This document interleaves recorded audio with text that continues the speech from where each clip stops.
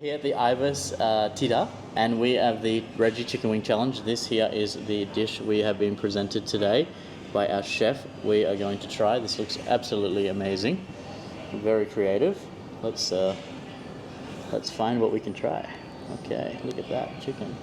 It's very nice. Okay, here we go. I've been told it's maybe a little bit spicy, but we're going to try.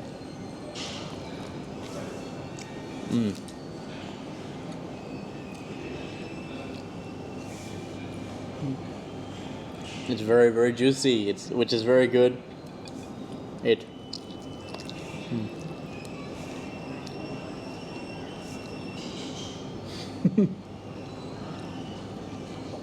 The sauce is very nice. I've been told it's a Korean style inspired dish. Okay, it's very authentic for the Korean taste. It's very, very nice, very flavorful. It's very moist.